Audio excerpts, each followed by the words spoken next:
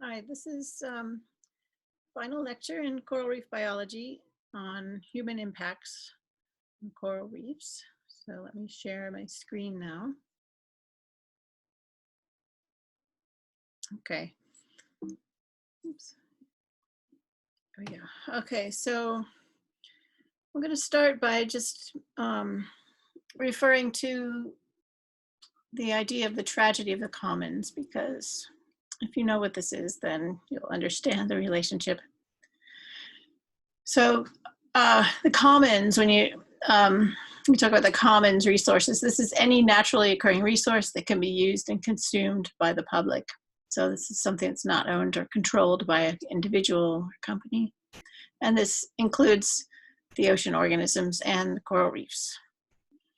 And essentially the tragedy of the commons is the idea that individuals will make decisions based on selfishness, and they'll neglect the well-being of society or the group well-being in the pursuit of personal gain. If they act purely selfishly, then they will suffer and everyone will suffer from the loss of the common resource, because everybody's grabbing and nobody is thinking about the group, right? And holding, because if they restrain, then other people will take it. So I might as well get what I can, right? So this is called the tragedy of the commons. And this is first reported or thought of by an economist in the early 1800s, and then it was sort of revived in the late 1960s when ecological theory and and philosophy re-entered the discussion. So in the past several decades, there's been an exponential growth of consumers, so the users of the common resources, and of consumption, which is the resources used per person. So as income rises globally, then people want more things, and it's natural. And so therefore there's just been a exponential increase in the use of resources, and these lead to human impacts on nature. Humans compete. So number one here, humans compete with habitat and natural resources of other organisms, causing extinctions, extirpations, which means extinctions in an area, and population decline. It can alter habitat through physical degradation, changing chemistry, dredging, and it can produce enormous waste products in our efforts to have more and more stuff. It takes a lot of production, so we have a lot of waste products, greenhouse gas emissions, sewage, fertilizer waste, chemical pollutants. Some of the commons resources that have been overconsumed, we can list: fish and seafood are one, precious metals, forests, wildlife, water, and even things like coral rubble and coral trinkets, so things that are you can collect from the reef, but they're not infinitely available. Here's a graph of human population, the world population, from 1800. So it's the Industrial Revolution, and it's been on this sort of rising curve here. And these are three growth scenarios if human population is lowered, medium, and high. You can see by a certain date. So we are roughly, let's see, that's 20, we're about here. So if we keep on the same trajectory, in 25 years, we're going to have like 11 billion people. 50 years, we're going to have, so it's just hugely unsustainable. This is an interesting website, worldometers.info/world population. It's basically just continuously clicking over like how many people live in the world, births, estimated births today, deaths today, and they did, so it's just constantly moving. We have right now, when I did this yesterday, 7.7879 billion people, 7.8 billion.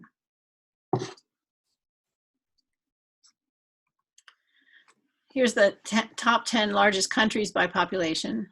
And I put a star, the blue star by, well, any star is a population that has coral reefs. And so you see a lot of the top 20 largest countries have coral reefs.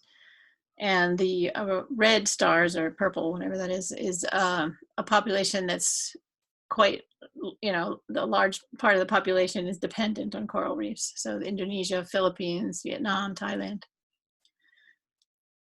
So coral reefs are old, very old. They are from the Cambrian period, 500 million years ago. They've survived a lot of environmental change. So being old and then being diverse, which we've talked about before, having lots of species and lots of trophic niches, it suggests that they could be resilient. So they're among the oldest ecosystems on Earth. They support a phenomenal diversity of species, provide irreplaceable sources of food and shelter to many fish species, including juvenile fishes. They're tropical rainforests of the sea, sometimes they're called, but they exceed rainforests in their diversity. And although coral reefs cover less than 1% of the Earth's surface, they're home to 25% of all, not just marine fish species, but all marine biodiversity. Coral reefs support approximately 4,000 species of fish and 800 types of corals. The corals are an integral part of the reef. They're the foundation. And corals, as we've talked about before, are vulnerable to some human activities and to climate threats. So they've been resilient, as I said, through many changes in the past. And there are many countries dependent on them. What are they good for? Why do we care about coral reefs? Why, they're just this nice little thing that has pretty fishes and is for snorkel tourism. Do they really matter? Well, the answer is yes. The corals, there's 500 million people rely on coral reefs for food, coastal protection, and livelihoods. 275 million people, it's estimated, live in the direct vicinity of coral reefs, so right on the coast. And 850 million people live within 100 kilometers of coral reefs. That's a lot of people, so 1 billion people. Especially important in developing countries, because a lot of developing countries are in the tropics, right? They can contribute up to 1/4 of the total fish catch. So the others come from open ocean fishing boats. And that is feeding estimated 1 billion people in Asia alone. The coral reefs form natural barriers that protect nearby shorelines from the eroding forces of the sea. So they're protecting houses, they're protecting agricultural land, beaches. And so 150,000 kilometers of shoreline in 100 countries and territories receive protection from reefs. So it's not just a small amount of coastline.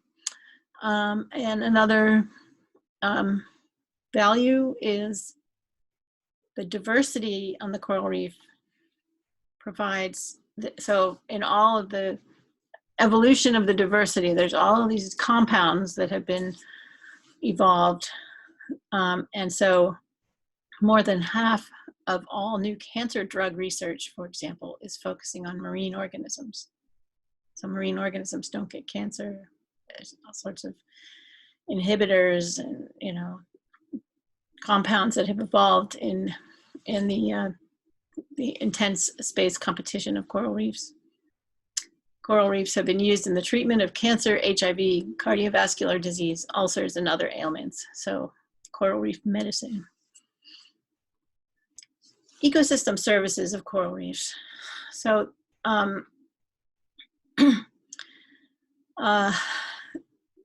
these are natural ecosystems that provide a number of services that benefit people directly: fish production, shoreline protection, opportunities for tourism and recreation.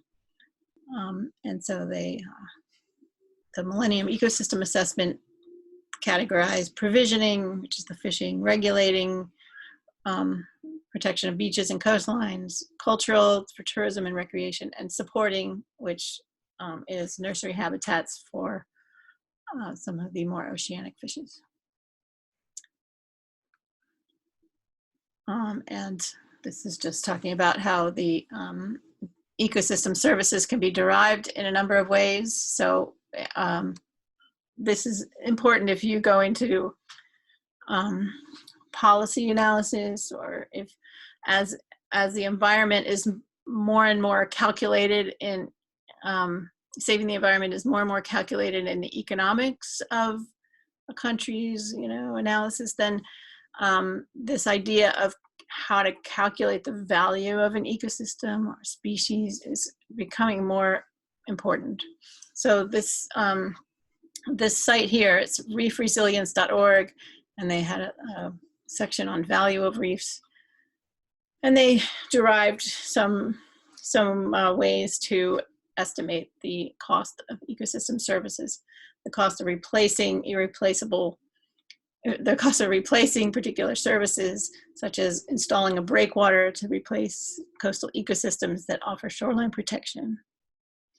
So, all right. Here's some of the numbers that they came up with in the analysis. So from they estimate that coral reefs provide 375 billion per year around the globe in goods and services. It's a lot. 93 countries benefit. There's it's broken down for tourism and recreation here, 9.6 billion, coastal protection, 9 billion, fisheries, 5.7 billion, biodiversity, 5.5 billion. The global cost of coral bleaching, so if we lose corals, right, due to bleaching and death, that is estimated to range from 20 to 84 billion, depending on the severity of the bleaching scenario. Great Barrier Reef provides 53,800 full-time jobs. Annual value of flood risk reduction by the US coral reefs is more than 1.8 billion. Okay, we know from our past lectures that coral reefs have particular needs in their environment. They have to be in warm water, but not too warm.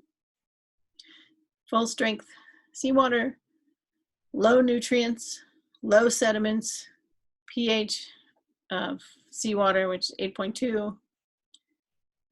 They can't get too acidic, or they can't make their skeletons. They have to have sunlight for the photosynthesis for their symbiotic zooxanthellae. And the system has to be in ecological balance, so they don't get overgrown by algae, for example, macroalgae. So in this lecture, I'm going to go through 3 categories of human impacts on coral reefs and discuss some of them in a little bit of detail. It's a very big topic, so I'm just going to be touching on some of the things that that should be touched on. NOAA, National Oceanic and Atmospheric Administration, has made some great posters, and so I'm starting each of the categories with their poster here. So it's something you can get online and download yourself if you want. So the first first category is climate change. We'll talk about. So climate change is, big topic. Causes warming ocean. Too warm, the corals don't survive. Sea level rise, which can be associated with different changing in wave action and sedimentation, change in storm patterns, change in precipitation, altered ocean currents. So that will be all sorts of things like what the temperature can change, and also where the pelagic larvae move, and if there's changes in currents, ocean acidification, the pH changes. Right, so lots of different things that climate change can threaten coral reefs. So let's go through some of those, just to show a bit of data. This is global CO2 levels from the year 1000 calculated. And you can see we are now, from the Industrial Revolution, CO2 in the atmosphere is spiking.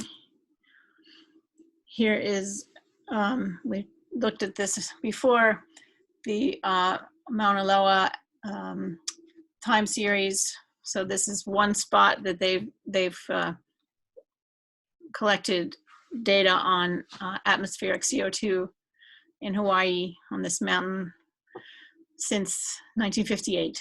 They have continuous recording, and you can see this is seasonal cycling, and it's just going up and up and up and up and up and up and up.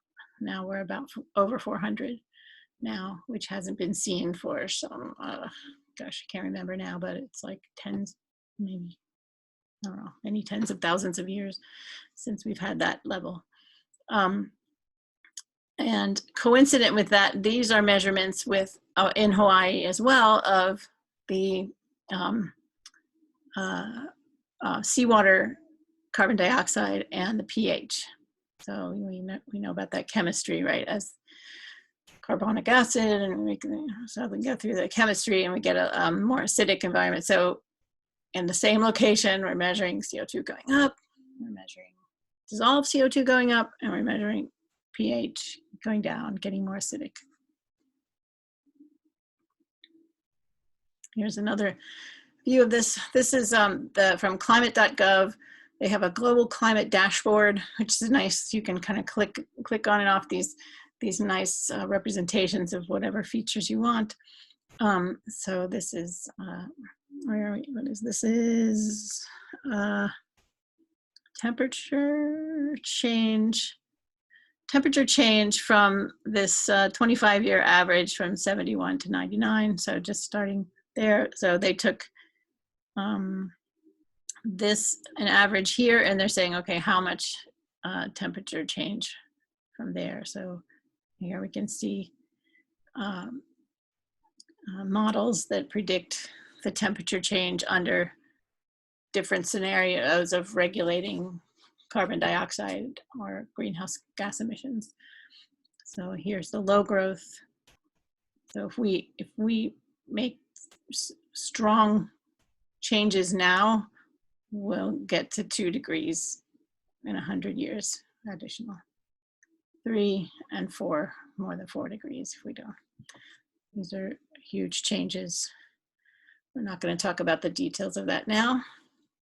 This is, okay, so this is just the global climate dashboard showing this change in average temperature, the change in carbon dioxide. This is one that is showing the spring snow cover, which is another indication of warming. So this is, snow melts earlier, basically, on average. And this is another screen grab of a few of the dashboard features. So here is ocean heat. So this is change in ocean heat. So in the interactive dashboard, you can adjust where you start in time. You can go earlier, and they don't have data all the way back, but you can kind of adjust what time period you're looking at. Here I have like 1960s till 2020. So here's the ocean heat, and the ocean is picking up heat. And as a consequence, here's Arctic sea ice. The sea ice is melting faster. It's the winter, or this is actually the summer sea ice is shrunk by about 40% since 1979. Shrinking ice, that's more water in the ocean. We see global average sea level is measured, and that is also rising here. You can see from 1965, 70s, and it's creeping up, creeping up, creeping up. So sea levels rising.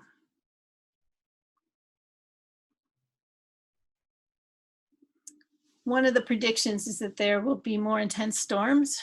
So I looked on another NOAA website, and predict more intense storms, but the data doesn't show that there's going to be more storms. So there was a little confusion when I was looking at it. There's the moderate duration storms and the short duration storms look like they were going up, but then I looked further, and they did some further analysis looking at, they accounted for errors where data was missing. So this is just, I wanted to show you this because sometimes you have to, the data has to be corrected. It's totally part of science, right? They corrected for the missing data, estimated based on some extrapolations, and now they think there aren't more Atlantic hurricanes than there used to be. But if we look, back at the next one, but the wind speeds in the storms, in the tropical storms, have far exceeded the model prediction. So this one here, we see the model. Here's the control, and this is under warming conditions. They think, okay, so this means that most of the storms is the number of occurrences of storms will have 30, 40 mile per hour maximum wind speeds, and under their model of warming, it budges up a little bit, so they're a little bit higher. And here's the observations where the storms are getting really much higher wind speeds. So we're up to, like, you know, these storms where they're having we've got 20 storms with for 65 miles per hour. Is that right? Miles per hour?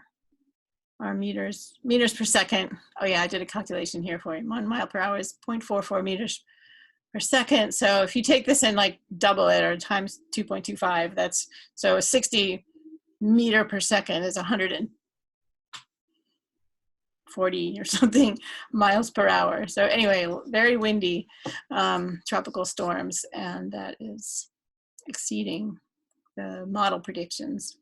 And then rainfall is also predicted to be greater as the ocean warms, because it's picking up more of the precipitation. You know, it's bringing it as, you know, warm air rises, and so the warmer it is, and it's more of the more of the water is going to be pulled up, and there'll be more precipitation expected. So rainfall is expected to be heavier in some areas, drought in other areas.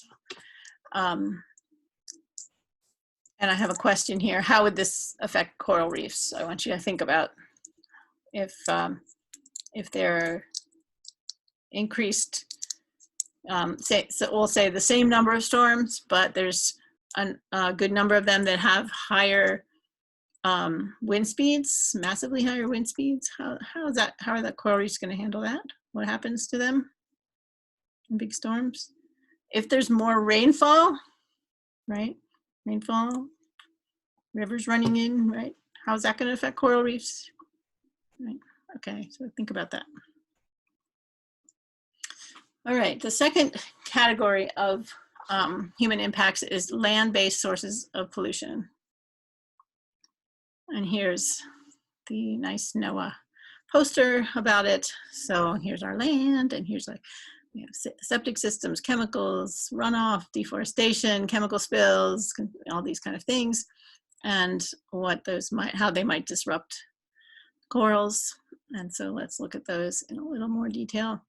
So here is, actually, this is a satellite shot. Here's this is a river, this brown river here going into the reef, and you can just see that sediment plume right into the coral reef. This is on the Great Barrier Reef. So if there's land erosion through deforestation or through, you know, clearing for agriculture or something, then that's going to create much worse sedimentation. And we know, like looking in here, that sediment blocks light for the zooxanthellae, and it smothers coral polyps. The nutrient runoff not only has sediments, I mean the river runoff not only has sediments, but if it includes nutrients, so like sewage, then that can drive phytoplankton blooms, sewage or fertilizers from agriculture. That can drive phytoplankton blooms. So the algae blooms, which just by having a lot of plankton, that's blocking light. As that bloom dies and the bacteria start breaking it down, they're respiring. That respiration of the bacteria leads to anoxia. So they're sucking up all the oxygen and other stress, right? And then a little bit later, nutrients continuously will lead to macroalgal growth that can overtake the coral growth, and the whole reef can die. Here's some data from canyon reefs. A temperature anomaly is so this orange line is the temperature anomaly. So this is the temperature, sea surface temperature.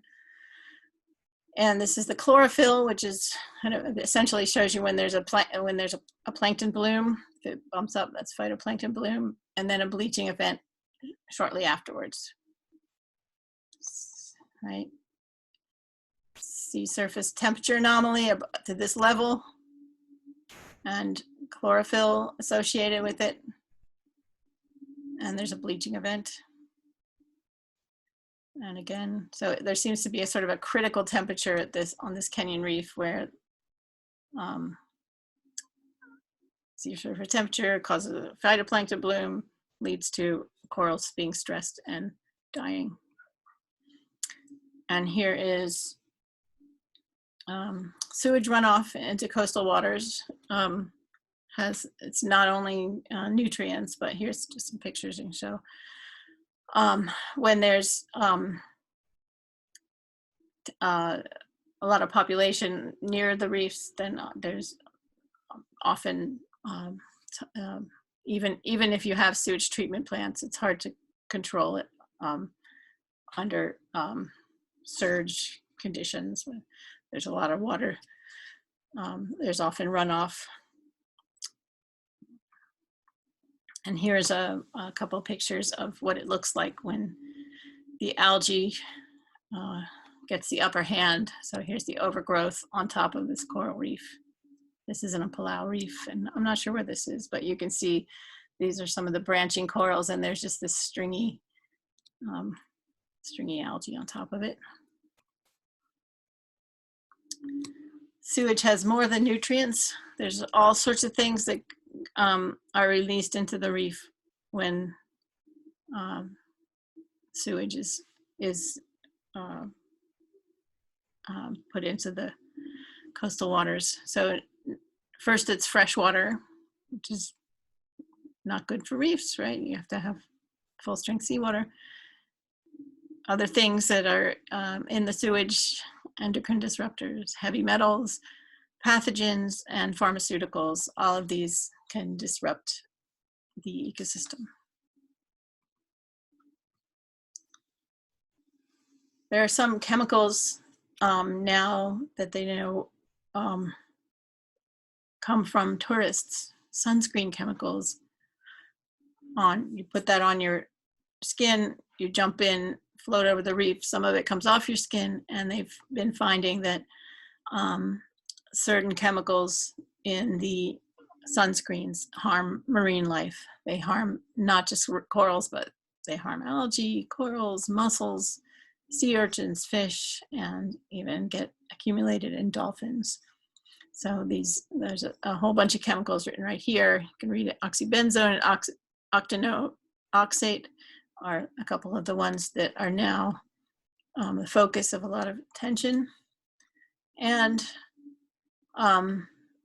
this was only, I don't know, it's been like a few years that this has been brought to the attention of companies and the governments, and they've responded quite rapidly to it. So this is a kind of a good news story.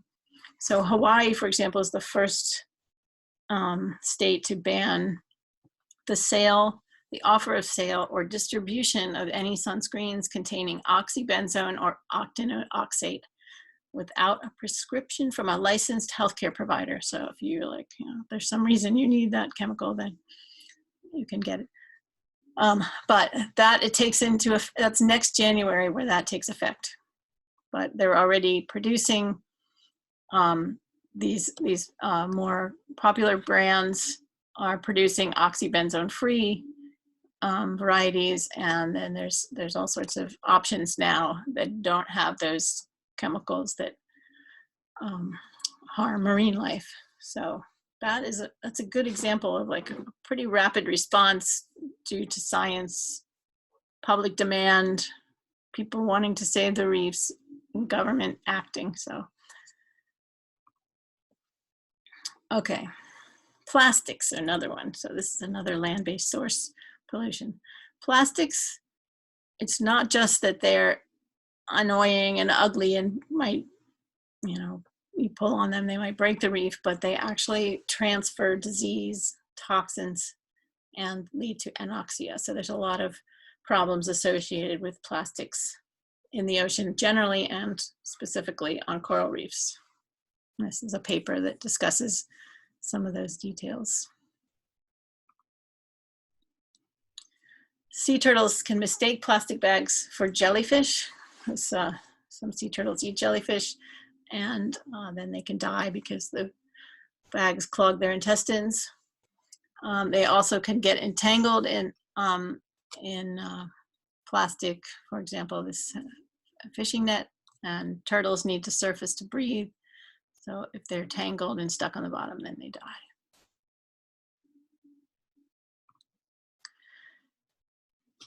Plastics don't break down like natural materials and become recycled into you know, organic matter. They just break down into smaller pieces of plastic, and they're called microplastics. Now these microplastics have been found in plankton, right? So even the plankton food web is affected by plastics now, right? And I actually meant to put a picture of the oceanic garbage patch, which you've probably seen pictures of this, but if you haven't, look it up. It's the Pacific garbage patch. It's like, you know, it's like a continent out there. It's so enormous that the big ocean gyre is like collecting all this garbage and floating plastics. It's unbelievable. Now it's its own ecosystem. So now even plankton have these microplastics, and the plastics themselves, they leach chemicals. They can affect hormones. You know these kind of. There's just a lot of flow-on effects of these microplastics. The third category of human impacts, and I'm going to talk about, is overfishing. And here's the NOAA the NOAA poster on overfishing. Again, you can. If you fish the little fish, that can be a problem. If you have gear that takes, it's not selective for your species, it just takes everything, scrapes the bottom, ruins the habitat. If you fish aggregations of fish, right? So there's lots of things to talk about with fisheries. And again, it's like a whole course, each of these. So I'm just roughly going through some of the major points. So in reference to overfishing, remember the tragedy of the commons that we talked about in the beginning. The ocean and its biodiversity is a common resource. And the coral reefs hold an enormous percentage of that tropical coastal biomass. And so they are, because it's a concentrated bunch of fish, right? That's the focus of fisheries for many tropical coastal populations. They like the reefs, they go there, they can get fish, right? And remember we said that there's like 500 million people that depend on coral reefs for food. So how can we stop coral reef organisms from being overfished? And remember, it's not just bony fishes, it's, you know, talk about the shellfish, and, you know, there's other fisheries and invertebrates, lobsters, things like that too.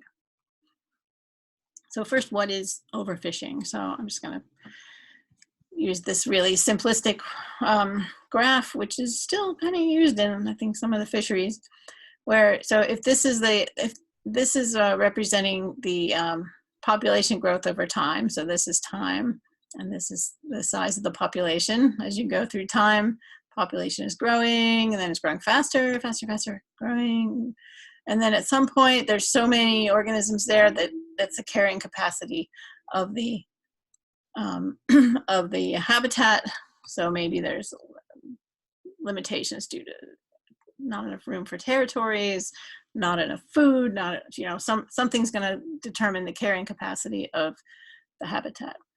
So this, so when you're, so what fisheries theory, management theory, says that if we keep the fish growing, the fish population growing in this part of the curve where they're growing rapidly and they're multiplying, then we can take some of them and it won't affect then they'll just keep reproducing, right? We'll just take the extras, right?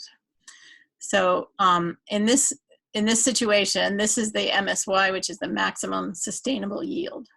So this is the maximum number of fish you can take out, which is, in this case, 50,000 fish from here. If you take out 50,000 fish, then the population will just keep, we're on this curve here, so it'll just keep growing, and we can get plenty of fish, and the population keeps growing. That's sustainable. It's maximum sustainable yield, right? You can take less than that, but that's the maximum, according to this theory.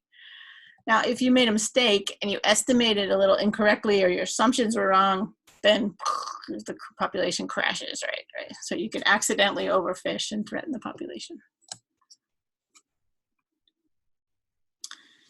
So that was just for one species, where you have all these assumptions that you make about how many births, how many deaths, you know, all this mortality. So there's all sorts of things. So what if you have multi-species fisheries, like coral reefs, right? So there's like all sorts of different species with different life histories and different behavior and all sorts of things. The fisheries management regulation using that kind of analysis is really ridiculous, actually. So you have to take into account the life cycle and behavior of the species. What if there's many species with different life cycles and behaviors? Sometimes the life stages are in a different habitat in the nearby mangroves or in the open ocean. Do we need to protect those stages? Under which ones, you know, some species we do, some we don't. What's limiting? Also, like some of these fish species live 50 years. Some of them live 2 years, right? So do we need different management plans for those kind of, you know, and why? Why would we need a different management? So think about that. Why would we need a different management plan for a species that lives 50 years versus one that lives 2 years? We also need to take into account the economic and cultural circumstances of the human population. So in small coastal populations, like many of these tropical nations, they have sustenance fishers. So fishermen that are there, they might be in large numbers of fishers, or I call them fishermen, fisherwomen. Then but they're just getting enough for themselves and maybe to sell a few for their personal income. That's as opposed to these large commercial operations that fish, you know, for sort of global markets. So what's the best strategies to sustain, you know, these sort of more complicated sustenance fishermen in this multi-species, you know, fisheries? So would you actually have, you know, if you think about each species regulated, we can only take this size and this many, you know, it would just be a nightmare, right? So, so there's some thoughts about this. Did I have? Oh, I have it later. Okay. So first of all, there's some species that do benefit from having a species-specific management strategy, and one of these is the species like groupers that are really highly desirable for fishermen. They're, you know, taste really good, and So, but they spawn in aggregations. So mature groupers will migrate to the same spot at a particular moon tide cycle and to spawn kind of en masse.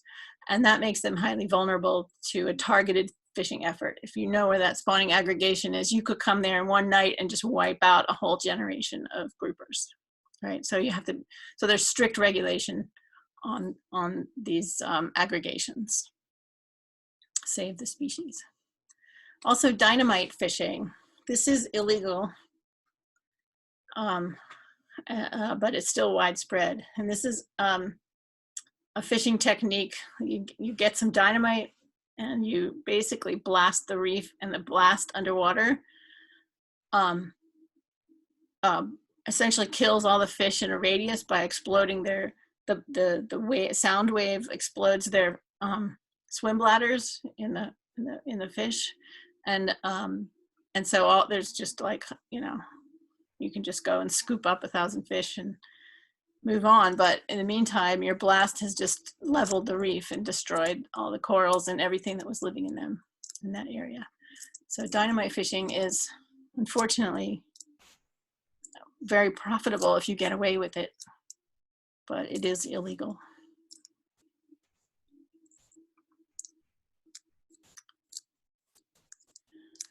So marine protected areas. So as I mentioned before, it's really complicated to have multi-species fisheries and have regulations for all these individual species. And so for coral reef areas and their situation, the idea of marine protected areas has become much more successful and increasingly found to be a better strategy. And what you do is select an area of the reef that's sufficiently large so that animals can be protected and reproduce. The area can be patrolled. The areas in, you know, the reefs are in at least moderately good condition, ideally. And also you would like to pick a population that's going to supply other reefs, so that if they're producing larvae in that MPA, then those larvae will go and supply other MPAs or other reefs. And then the fishermen agree to this because they are rewarded with the export from the MPA, from the marine protected area, so, and having a sustainable population of fish. And there's been, so this has been in practice for, geez, I don't know, 20, 30 years now, maybe. And so they're starting to get quite a decent amount of data and finding that that it is true, there is export from the marine protected area, and you can you know, fine tune how big it is, and you know, some of the selection criteria to maximize that. So a well-managed MPA can increase the size of the fish, the density of the fish, the species richness, and the biomass. So it's a win-win. You're protecting the whole ecosystem in a big chunk, and then you're allowed to fish as the fish that leave the MPA, right? Then they're fair game. And here's another World Wildlife poster about how MPAs are good for preserving the reefs overall, right? So the key principles and what the data has found, right? So, and in any of these decisions, the local stakeholders should always be involved. There should be education for understanding sustainability, the science behind marine protected areas. So, and in fact, it's not really new. In some sense, traditional fishing populations have been using similar strategies for many, you know, generations in order to avoid overfishing. So the elders used to make some decisions about that in some communities. Okay, so what about evolutionary considerations of human impacts? So the current ecosystems are adapted to a relatively stable environment of the last 12,000 years. There's been, you know, slight, you know, ups and downs, but essentially there's been a fairly stable period. So the environment's always been changing a little bit, but when there's rapid change, there's expected to be major disruption and extinctions. And so the fear is, with coral reefs, that the rates of change in the environment now are too fast and too widespread to allow the natural adaptations of populations.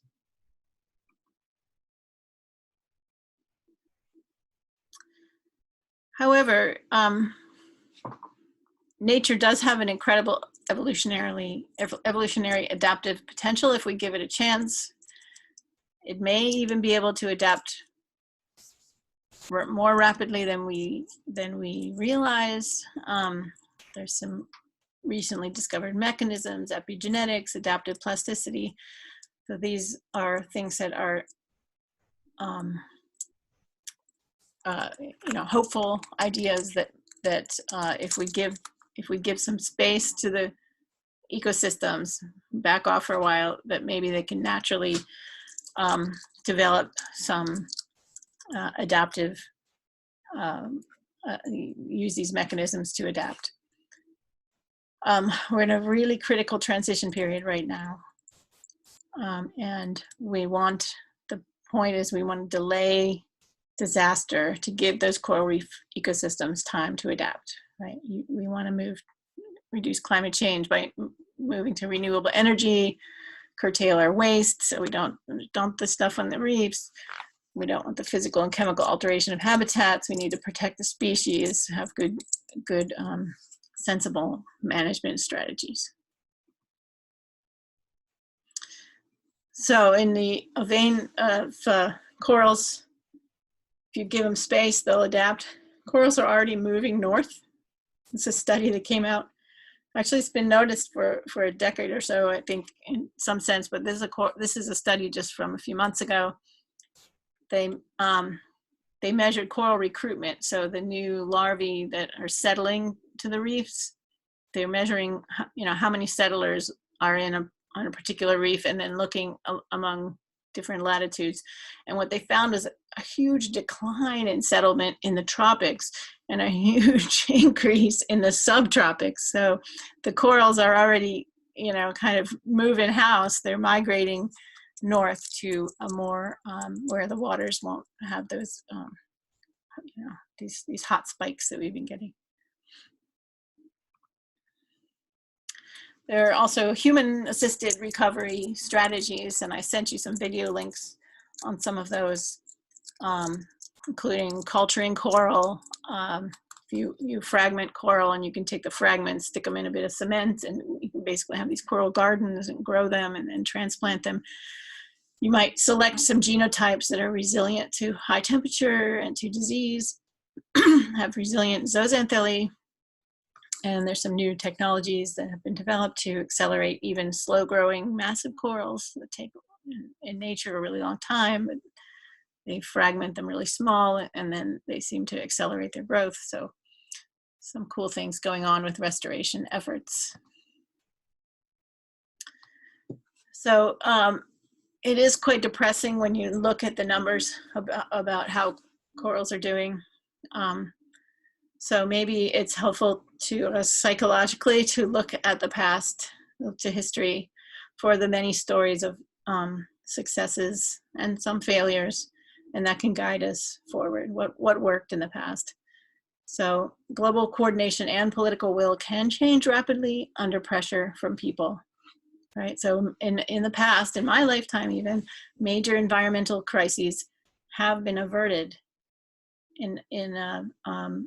due to good science, good communication of science, people demanding that their governments, you know, change the rules, that they take care of the environment and different scenarios for the public good. So demanding your government works for you, they should be doing what is good for the public, right? So I put some examples here. nuclear de-escalation, right? Ozone layer, acid rain, banning certain chemicals due to burst effects. Smoking is down all globally. Poaching wildlife, lots of wetlands, lots of these. There's probably many, many more where these have been due to hard work by environmentalists and good citizens pressuring the government. So they develop international treaties. They're willing to regulate industry, recognizing that ecological and economic benefit of protecting the environment. And finally, I'm going to end with a few signs of hope for our ocean environment. Here's the website if you want to read more about these 6 things I'm going to present. It's the World Resources Institute, or WRI. First, the Indonesian government and partners tackle plastic pollution. In 2017, they pledged $1 billion a year to reduce marine debris 70% by 2025. So this is they're tackling the ocean plastic crisis. Norway went to all electric ferries, so they're trying to cut carbon dioxide emissions and reduce operating costs. Africa is fighting against illegal fishing. So they've created the Southern African Development Community Monitoring, Control and Surveillance Coordination Center. So they're trying to get organized about fighting illegal fishing, and so they can have us manage it better. Indonesia created 3 marine protected areas within the Coral Triangle. So as you know, the Coral Triangle is this top biodiversity area, right? And they just made 3 new marine protected areas, which is great. The blue COP, which is the Climate Action Summit, there's a growing movement to get more focus on the oceans in the global climate action movements and conferences, so that is good news that people are taking that seriously. And towards that end, there is a group of heads of government that are uniting for the ocean. It's a high-level panel for a sustainable ocean economy. And this is a group of world leaders dedicated to improving the way we treat the ocean. This is co-chaired by the Minister of Norway and the President of the Republic of Palau, and includes 14 heads of government, and is supported by the UN Secretary General's Special Envoy for the Ocean. So it's all good stuff, moving in the right direction. And this is an article I just saw today when I was preparing this. With boats stuck in the harbor because of COVID-19, will fish bounce back? So maybe having a year where there's just like, it's essentially an enforced moratorium on fishing in a good number of places, give the fish a chance, those populations a chance to recover. Let's give them a breather, right? So maybe that's a good thing. Okay, will coral reefs survive? There's a lot of gloom and doom out there. Well, we don't know, of course, but on the one hand, they've survived many major environmental disruptions. They date back to the Cambrian, which is basically the beginning of multicellular life forms. So coral reefs as a whole, they've been around and they have adapted. But on the other hand, the current rate of change is unprecedented, and it's multifaceted. So it's not just temperature and not just acidification and not just pollution, right? We're just bombarding the coral reefs with all sorts of problems. So we don't know. The best strategy is to give them enough time to allow them to adapt. So that would be the best. And all we need for that is 1, political will, 2, delaying the devastation, right? You should be familiar with this idea of delaying devastation, right? That's the flatten the curve kind of idea. It's just like you know, we're all going to get the virus, but let's just delay it so that with the treatments and we don't overwhelm the system, right? We're just delay that devastation, right? So do the same thing for the environment, just delay so that everything's have a chance to adapt and heal themselves. We need science to guide us to do this, and ideally global coordination. All these things, there's work happening in all these areas. All right, that's it. Thank you.